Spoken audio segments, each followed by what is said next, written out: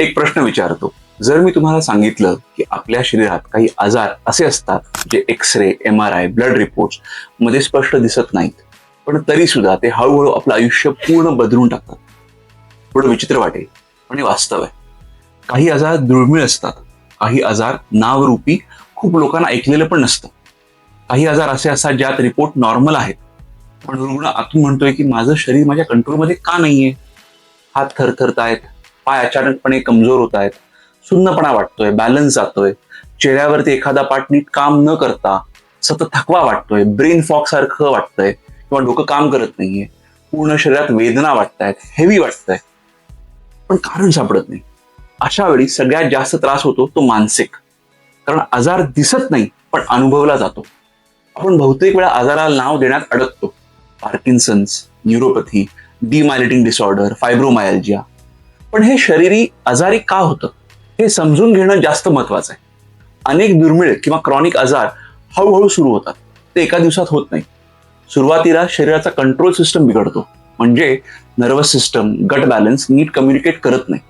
Brain signal पाठवतो पण शरीर तो सिग्नल नीट रिसीव्ह करत नाही. म्हणजे आपण समस्या एखाद्या अवयवाची नसते, समस्या असते ब्रेन आणि बॉडीच्या संवादाची, त्यांच्या कम्युनिकेशनची. म्हणूनच अनेक वेळा रिपोर्ट्स नॉर्मल असून सुद्धा माणूस आतून पूर्णपणे अस्वस्थ असतो. दुर्दैवाने असे आजार जे आहेत ते खूप वेळा दुर्लक्षित होतात. मेंटल आहे बाबा, काही नाही, काही झालेलं नाही असं हळूहळू वाटतं, सायलेंट असतात आणि समाजात एक वाक्य पटकन वापरलं जातं, ऍडजस्ट करा. तुमचं एज असेल, अरे स्ट्रेसमुळे झालं असेल, पण शरीर ऍडजस्ट करण्यासाठी बनलेलं नाहीये. शरीर स्वतः बरं तर होतच, पण हील करण्यासाठी बनलेलं आहे. इथेच अक्युपंक्चर, नॅचरोपॅथी, योगा हा एक वेगळा विचार मांडतात. हे उपचार आजाराचं नाव विचारून होत नाही, ते विचारतात शरीराचा सिग्नल कुठं अडकतोय, कुठं ब्लॉकेज आहे. पार्किन्सन असो, डिमायलिनेशन असो, न्यूरोपॅथी असो, पोस्ट स्ट्रोक विकनेस असो, म्हणजे पॅरालिसिस नंतरचा विकनेस, सगळीकडे एक कॉमन गोष्ट असते, नर्वस सिस्टम नीट काम करत नाही. अक्युपंक्चरमध्ये शरीरातील स्पेसिफिक नर्व पॉइंट स्टिम्युलेट केले जातात. या स्टिम्युलेशनमुळे ब्रेनला संदेश मिळतो की इथे रिपेअर कर, इथे बॅलन्स आण. ह्यामुळे नर्व कंडक्शन सुधारते, इन्फ्लमेशन कमी होतं, नियंत्रणात येतं, ब्रेन मसल कॉर्डिनेशन वाढतं आणि वेदना अनुभवण्याची पद्धत जी फील होते ती बदलते. त्यामुळे पेन कमी होतं. अक्युपंक्चर जादू नाही आहे बरं का, ते सायन्स आहे, न्यूरोफिजिओलॉजी आहे. योगा शरीराला मुवमेंट शिकवतं, योगा बॅलन्स चांगलं करतं, ब्रीदिंग सुधारतं. त्याबरोबर नॅचरोपॅथी आपलं गट एन्व्हायरमेंट, इम्युनिटी, डिटॉक्सिफिकेशन वरती काम करतं. म्हणजे तुमचे गटला बेटर बनवतं, शरीर स्वतः हील होण्यासाठी मदत करतं. इथे एक गोष्ट स्पष्ट सांगतो की आजार ओव्हरनाईट बरा होत नाही, चमत्कार लगेच होत नाही. पण अनेक वेळा असं घडतं की आजाराचा प्रोग्रेस स्लो होतो, थरथरणं कंट्रोलमध्ये येतं, चालणं सुधारतं, वेदना कमी होतात आणि औषधांवरील डिपेंडन्सी कमी होते.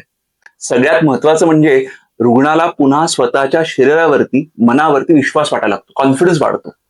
जर तुम्ही किंवा तुमचे जवळचे अनेक वर्ष मेडिसिन्स घेत आहात, रिपोर्ट्स नॉर्मल असून सुद्धा इम्प्रुव्हमेंट होत नाहीये, खूप वेळा असं ऐकण्यात येतं nothing can be done.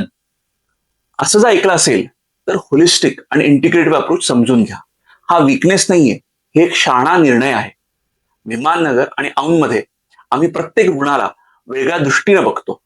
Diagnosis असो, रिपोर्ट्स असो, लाईफस्टाईल असो, स्ट्रेस असो, स्लीप असो, सगळे एकत्र पाहून अक्युपंक्चर, नॅचरोपॅथी, योगा यांचा पर्सनलाइज प्लॅन तयार केला जातो.